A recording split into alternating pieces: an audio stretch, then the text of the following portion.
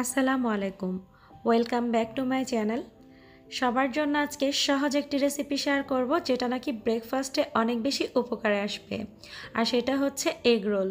আর এই এগ রোলটা আমি তৈরি করেছি ঘরে থাকা খুবই কম উপকরণ দিয়ে, আর এটা খুবই কম সময়ে চটজলদি তৈরি করে নেওয়া যায়। তো চলুন কিভাবে তৈরি করতে হয় দেখে নিই। এগ রোলটা তৈরি করার জন্য প্রথমে একটা ডো তৈরি করে নিব। একটা মিক্সিং বোলে 2 কাপ পরিমাণ ময়দা নিয়ে নিচ্ছি। আপনারা চাইলে আটাও ব্যবহার করতে পারেন। দিয়ে দিলাম স্বাদ মতো লবণ। এখন দিয়ে দিচ্ছি 1 টেবিল চামচ পরিমাণ সয়াবিন তেল। আর এখন আমি এখানে দিয়ে দিব হাফ টেবিল চামচ পরিমাণ চিনি। এখন আমি খুব ভালোভাবে এই শুকনো উপকরণগুলোকে মিশিয়ে নিচ্ছি। আর মিশিয়ে নেওয়া হয়ে গেলে আমি এখানে নর্মাল টেম্পারেচারে থাকা পানি নিয়ে নিয়েছি হাফ কাপ পরিমাণ। একটু একটু করে দিয়ে একটা ডো তৈরি করে নিব। তবে একেবারে কিন্তু পানিটা দেওয়া যাবে না, একটু একটু করে পানিটা দিয়ে ডোটাকে তৈরি করে নিতে হবে। খুব বেশি নরমও হবে না আর খুব বেশি শক্তও হবে না, এরকম করে ডোটা তৈরি করে নিতে হবে। এখানে আমি হাফ কাপ পানি দেওয়ার পরও আমার আরও একটু পরিমাণ পানির প্রয়োজন হয়েছে। আমার ডোটা একদম মথে নেওয়া হয়ে গিয়েছে। ওপর দিক থেকে একটু তেল লাগিয়ে আমি 10 মিনিটের জন্য রেস্টে রেখে দিব সেট হওয়ার জন্য। তো ফিরে আসছি 10 মিনিট পর। 10 মিনিট আমার হয়ে গিয়েছে। এখন আমি এই ময়দাটাকে বোর্ডে নিয়ে নিব। ময়দাটা কিন্তু অনেক বেশি সফট হয়ে গিয়েছে রেস্টে রাখার কারণে। এখন আমি এটাকে লেচি কেটে নিব। আমি 3টা এগ রোল তৈরি করব, তাই আমি 3 ভাগে ভাগ করে নিচ্ছি। আপনারা ছোট ছোট সাইজের করতে চাইলে তাহলে 4-5টা করতে পারবেন। তো এখান থেকে এক টুকরো নিয়ে এভাবে রাউন্ড করে আমি এখন একটা রুটি তৈরি করে নিব। হালকা একটু ময়দা ছিটিয়ে নিচ্ছি। এখন আমি বেলে নিচ্ছি। মোটামুটি মিডিয়াম সাইজের করে রুটিটা বেলে নিতে হবে।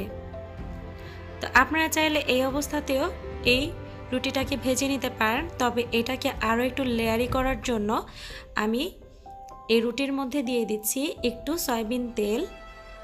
আরও আমি এখানে দিয়ে দিব সামান্য ময়দা। আর ময়দা ছিটিয়ে দিয়ে হাত দিয়ে রুটিটার সবগুলো সাইডে খুব ভালোভাবে লাগিয়ে নিতে হবে। আর লাগিয়ে নেওয়া হয়ে গেলে মাঝ বরাবর আমি একটা নাইফের মাধ্যমে সমান করে কেটে নিচ্ছি। এখন আমি এইভাবে করে ঘুরিয়ে ঘুরিয়ে একটা রোলের মতো তৈরি করে নিব। আর এভাবে করে রুটিটা বানালে অনেক বেশি লেয়ারি হয়। খুবই সহজ, আপনারা দেখে বুঝতে পেরেছেন কিভাবে করছি। এখন এটাকে আবারও আমি একটা রাউন্ড শেপ দিয়ে নিব। একটু হালকাভাবে চাপ দিয়ে নিলাম। তো হয়ে গেল। এখন আমি এটাকে বেলে নিচ্ছি। ঠান্ডা পানি দিয়ে এই ময়দাটা মেখে নেওয়ার কারণে অনেকটাই শক্ত হয়েছে, তবে তাতে করে অনেকটা ক্রিস্পি হবে পরোটাটা। মোটামুটি মিডিয়াম সাইজ করে পরোটাটা বেলে নেওয়া হয়ে গিয়েছে। এর পুরুত্বটা আমি দেখিয়ে দিব কেমন হবে। খুব বেশি মোটাও না আর খুব বেশি পাতলাও না। রুটি বেলা হয়ে গিয়েছে। অন্য একটি বাটিতে 2টো ডিম ভেঙে নিচ্ছি। আপনারা চাইলে ডিমের পরিমাণটা আরও বাড়িয়ে দিতে পারেন। 3টা পরোটার জন্য আমি 2টো ডিমই নিয়েছি। সামান্য লবণ দিয়ে একটা স্পুনের মাধ্যমে খুব ভালোভাবে ফেটিয়ে নিচ্ছি। এখন পরোটাটা ভেজে নিব। প্যানে আমি সামান্য পরিমাণ সয়াবিন তেল দিয়ে পরোটাটাকে খুবই সাবধানে প্যানে দিয়ে দিলাম। এক পাশ হয়ে গেলে আবার একটু উল্টিয়ে নিচ্ছি। চুলার ফ্লেমটা মিডিয়াম টু লো ফ্লেমে থাকবে। সামান্য আরও একটু তেল দিয়ে দিচ্ছি। তো এখন আমি উল্টিয়ে পাল্টিয়ে একটু ভেজে নিব। মোটামুটি পরোটাটা ভাজা হয়ে গেলে একটা পাশে আমি সেই ফেটিয়ে রাখা ডিম থেকে কিছুটা পরিমাণ ডিম এই পরোটার উপরে দিয়ে দিচ্ছি। এখন খুবই সাবধানে 2টো স্পুনের মাধ্যমে এটাকে উল্টিয়ে নিতে হবে। আরও 1 মিনিটের মতো সময় নিয়ে এই পরোটাটাকে একটু লালচে করে ভেজে নিতে হবে। এতে করে দেখতেও ভালো লাগবে, খেতেও ভালো লাগবে। তো পরোটা ভাজা হয়ে গিয়েছে। এভাবে করে আরও আমি 2টো পরোটা এই প্যানেই ভেজে নিব। তো পরোটাটাকে আমি উঠিয়ে নিচ্ছি। এখানে আমি একটা মিক্সিং বলে 2টো বড় সাইজের পেঁয়াজ রিং রিং করে একটু মোটা করে কেটে নিয়েছি। আর এখানে অ্যাড করব শসা কুচি, গাজর কুচি আর কাঁচামরিচ কুচি। আপনারা চাইলে এখানে টমেটো অথবা এখানে ক্যাপসিকামও ব্যবহার করে নিতে পারেন। তো এখন আমি এখানে অ্যাড করছি 1 প্যাকেট নুডলসের মশলা। এতে করে টেস্টটা অনেক গুণ বেড়ে যাবে। আপনারা চাইলে স্কিপ করে নিতে পারেন। দিয়ে দিচ্ছি 1 টুকরো লেবুর রস। দিয়ে দিলাম স্বাদ মতো বিট লবণ। তবে বিট লবণের জায়গায় আপনারা নর্মাল যে লবণ আছে সেটাও ব্যবহার করে নিতে পারেন। খুব ভালোভাবে এখন আমি মিক্স করে নিচ্ছি। আর মিক্স করা হয়ে গেলে এখন আমি যে রুটিগুলো তৈরি করেছিলাম ডিম দিয়ে সেগুলো নিয়ে নিয়েছি।